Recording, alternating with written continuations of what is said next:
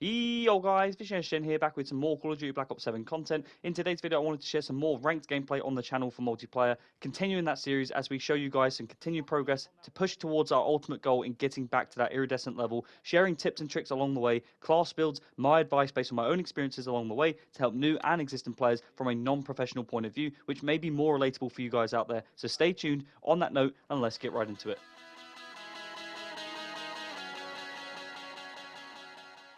So first things first, in this video, what I'll cover is an overview of ranked play in itself with details regarding my experiences, the desync issues that I've come across so far that many other people in the community are dealing with, the stacking aspect with both your teammates, duo queuing as you get through the ranks towards Crimson and so on, relating this to my comp series that I have on the go with regards to the tournaments that we've been hosting. In case you guys are new, I'll go into the details on that with regards to my repetitions in this game, my experience of me and my teammates both in this game and all time with regards to previous experiences, tips and tricks as well to help you guys, whether you're new to the game or existing, as well as class builds, talking about snipers, smoke grenades, all of these things, and my advice on grinding the ladder as a person who doesn't play this game professionally by any means, but wants to play this game out of the passion for both Call of Duty and playing the game at a competitive level. So the first thing we'll talk about is the rank play in itself with regards to the details and summarizing the rank aspect, how you grind through the ladder, and all of the SR things and issues that we've all come across so far, which also includes like squad size and so on. So I guess the first thing we'll talk about is, I guess, with this being the second episode of the rank play series so far, grinding towards that rank,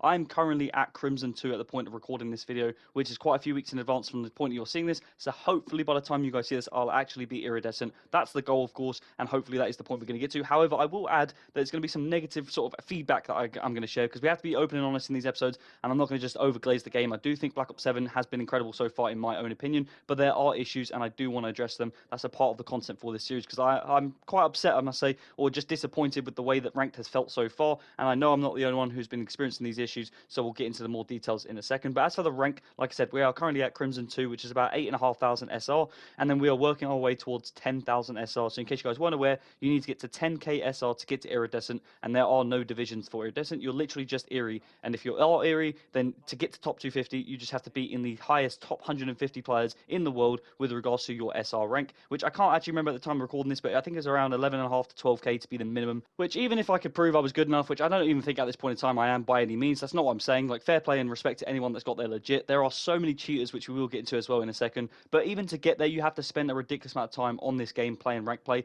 And like, to be honest with you, with the duo queue problem, which we'll talk about as well in more detail, I just don't really have the interest to want to play this game that much. I've been playing zombies in the background in case you guys are new, also a lot of Minecraft content, as well as Marvel Rivals and other features on this channel. So in case you guys weren't aware, that's other games I create content for, which does hold me back and is relatable, and it is worth mentioning because it does hold me back from being able to get to the highest rank I possibly want to get to as quick as possible in this game. So it's just things to consider. So as you guys are going to go through the ranks, trying to be the fastest to the highest rank possible is a big part if you're trying to grind iridescent and top 250. But if you guys aren't quite at that level and you want to just learn about the basics of the game, you want to get from gold to plat or plat to diamond, then of course this video should be more relevant for you guys, because you're not listening to someone that plays the game professionally and you're not seeing past the obvious. You're going to have the things, the details, the minute things that you guys probably don't consider broken down for you from a more relatable point of view, which is hopefully what I'll get at in this video. But one of my biggest issues so far has been the squad size. Now, I actually don't agree with the whole duo queue thing.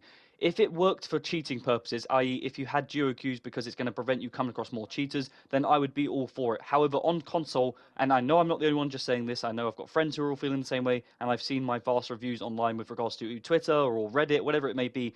There are so many Cronus players right now in console, it's rife. There's so many I mean, I've been playing COD for over 20 years at this point. I've been playing for quite some time. I'm playing at a decent, or pretty high level, I must say, for myself and in my standards. Like, I don't play the game religiously, and somehow I'm still playing at a pretty high level, I've got to say. Like, I am Crim 2 at this point, and I am holding my own, and I'm coming across people who just look like they're professional players, the way they shoot, the way they're reading stuff, and yes, at some point, it is going to come down to how much they've played the game, and how they look versus other teammates, and with teammates, and so on. All of these factors, I don't need to be told this. I know this. I've been at Eerie before, and I know what it takes to get to this level, but there is an abundance of players currently in this game who are playing this game at an elite level to the point where it's getting far too suspicious as to how many people are actually running these Cronus and these Zens and Zims and all this stuff that's in the game, because it's obvious. It's so obvious that some of these people just aren't quite that legit, to the point where they are so obviously cheating, and it's quite frustrating to keep playing this game when this is the issue we're coming across. Like I said, it's something I want to talk about in this video because it is quite literally diluting and just absolutely ruining the experience experience of playing both rank play and, of course, Black Ops 7, which was something that was quite highly anticipated and something I was definitely looking forward to, both me and my friends. But the squad size thing matters now because I can't really play with my friends. I can only play with one of them, and all of my friends are either diamond or getting to that crimson level at the point of recording this, and I want to be able to play with more than one of them. And even if we're coming across cheaters, I'd still like to know that I'm playing with my friends and getting better. But at the point of just like going through the rank play journey, as soon as I got to Crim, it's become more obvious to me that I just don't quite enjoy Black Ops 7 rank play as much as I was hoping to, and I really want to continue grinding this. I want to prove that I can get to Erie, and I think I'm going to try and do it and sort of stick this out, of course. Like, we are getting close now, so I'm not going to give up so short to it, but at the same time, it is starting to feel like a chore, which I was really hoping it never felt like. I have been at this point in the at this point in the past where other games have just been awful to play, like Modern Warfare 2, or maybe even the likes of Black Ops 6 last year. I didn't particularly like that either. Like, I think the maps are good. I think the game feels good on private matches, but there is an obvious like desync issue with regards to how the game shoots with your bullet reg, your ping, all of these factors which significantly directly impact the way this game feels and is fun, and that is significantly changing the way my attitude is towards grinding the ladder and also just in general like enjoying the game. And at this point in time, if you guys are new to the channel, I love playing games for the sake of playing games. They've got to be enjoyable, and if it's becoming forced or no longer the fun, then a lot of it leans on me not wanting to do it, which I guess is kind of relevant for everybody. But look, the rant is over. I'm just wanting to go all of the details because I know that I'm not the only one who thinks this way. I know there'll be people out there that will watch that and listen to what I've just said there and will be able to relate to all of those factors, because for the most part, I've seen my share on what people are thinking about this game right now in terms of rank play, and it's not just myself. Like I said, it's my friends, it's me, and there's plenty of other people out there that are finding these issues with regards to the desync, professional players included as well, people who've been watching the scene for a long time, playing a part of the scene. They also have had the same issue. So it's not a skill issue, it's not a personal issue, it's just a thing that this game has got quite wrong. Like, if you play private matches as much as I have, then you will see the difference in what the desync feels like in both rank play, and also the difference in private matches with how clean and crisp those servers are, and also the level of gameplay that I'm playing at. And I'd like to think that with the amount of time I've been playing COD and the level I'm probably playing at Black Ops 7 still at this point in time, even with all the other games that I'm playing, I would like to think that these desync issues should not be as big as a problem or stop me, but they just are, and it's not actually that enjoyable in the grand scheme of things, which is the ultimate point I'm trying to make. And I'm hoping that they do fix this and address this in an upcoming update, at least in the Season 2.5 Reloaded update. That's got to be a major point they address and somehow fix these servers, because it's just everywhere on Twitter that I've seen and Reddit and so on. And of course, me and my friends are just at this point where it's just no longer fun, and we're just having more fun playing private matches at this point in time than we are playing against people in rank play. Nothing to do with skill, purely for the fact that it just feels so disconnected and the sync is just not there, and it's taking like 5 extra bullets to kill people, and you're just shooting ghost bullets at this point in time, and it's just, yeah, it doesn't feel great. And I just wanted to get that off my chest because that is something I've come across from the first episode to this point in time in recording this episode that I just wanted to mention, of course, going forward. But like I said, there is a comp series that I've been hosting in the background, which at the point of recording this, we are currently we've just completed the 7th series so far at this point in time, like the event of hosting and arranging a major and minor series thing that we do in the background. Go check those content out because it's really useful, it's really fun, and it's also just really entertaining for the most part with regards to playing this game at a high level, but also from a non-professional point of view.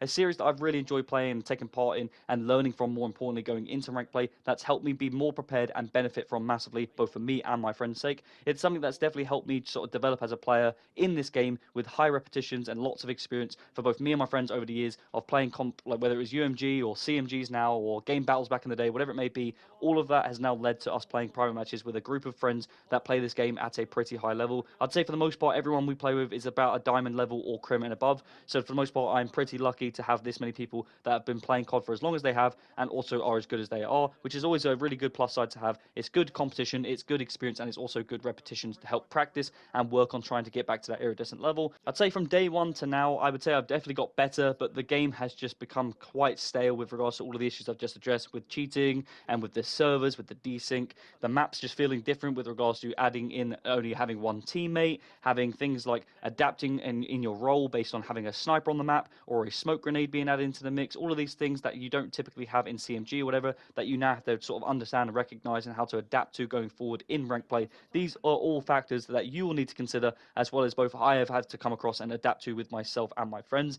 As for like tips and tricks, I'd say definitely look at your class build as a number one starting point. A lot of people just get this wrong. They'll copy a build, but they won't actually understand what those attachments are doing to your playstyle. Now, you can try and copy the best shooters like class, the best AR that there possibly is to help you shoot straight. But at the end of the day, if you don't play to that style, or you're a hybrid player who plays more fast, there is going to be better classes out there. So all I'm saying is just make sure you're not copying a build and only sticking to it because someone that you know is a professional player, your favorite player, uses it. Make sure you understand what those attachments are actually doing to your gun, because it definitely will change change and dictate how efficient you are on the map, and also as a player with regards to confidence. It also helps you with your role. Like, understanding your role is one thing, but understanding which weapon suits that role is also another. Whether you're a hill time player, you're playing for spawns, or you're of course just trying to cut the map down in hardpoint, play the bomb role in search and destroy, whatever it may be, these are all things you are going to want to consider, as well as your setups and your strategies. Whether you're playing with the 4 stack, whether you're early in the game, a 2 stack because you can only play with one other friend at Crimson, or whether you're not playing with anybody and you have to learn how to adapt to random players in your lobbies. Knowing the setups and strats are really important. Whether your bomb carrier is taking the bomb to one side of the map and you're playing around him, or whether you have the bomb, or whether you're playing in the hill, or all of these concepts on understanding how you set the map up is a really important part for you guys, especially if you are new to the game. Understanding in hardpoint that it's not all about just playing the hill, or it's not all about just playing spawns. It's that next man up concept, that lead blocking idea on being able to adjust on the minimap based on the kill feed, based on where the current hill is on the map, and all of these other factors that I can go into more detail and help you guys with, like I said, from a non-professional point of view, for someone maybe that's more relatable for you guys out there that has a job out in the real world and doesn't play this game for a living. There are things that maybe you haven't even considered that are significantly holding you back, or of course that you have considered but you don't quite understand the effects of what it's like to play in a solo stack, or whether you're playing with a 4 stack. So all of these things will massively help you. Solo queuing is definitely a problem. Like, it is definitely difficult, especially for things like search and destroy and overload. I'd say overload has got to be one of the hardest third modes that we've ever had in regards to ranked play, being a really sort of unique mode with not grabbing the ball every single time the ball is up,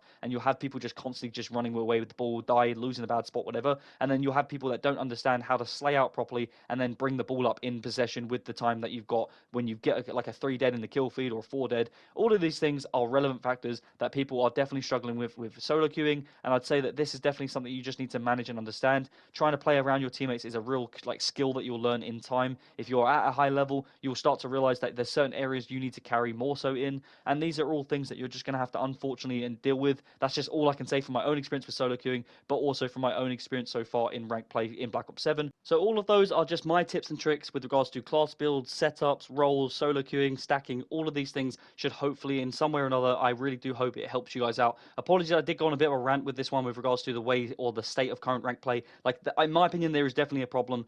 I do think it needs to be addressed, and I do think it's worth talking about, because every person out there should not be happy with the current state of this game. We shouldn't just satisfy ourselves with the current way that this game is being played, and hopefully going forward that this game can improve and work on things, because it does have so much potential. I do think the maps are fun, and I do think that we can get past this point and making the game a really enjoyable experience. But in summary, I'd say this is the second episode of hopefully many more ranked play episodes to this channel, where I'll be sharing my journey of grinding the ladder, enjoying the game as best as I can, pushing towards Iridescent, and challenging myself to prove that I belong at this level as I have done in the past, and along that way share these tips and tricks along with you guys to help new and existing players from a non-professional point of view, but can be more relatable, like I said, for most of you guys out there who is just a regular guy who wants to play COD, grind this game because they enjoy it, and just get better. And hopefully we can do so at the same time together. But if you have enjoyed the video, as always, don't forget to like and subscribe. It massively helps me out. I am a small creator, as you can see. If you have any suggestions on any upcoming videos that you want to see on the channel, or just let me know down below, guys, in the comments, and I'll get right back to you. I'm Vision SGen. I hope you enjoyed the video, and I'll see you in the next one.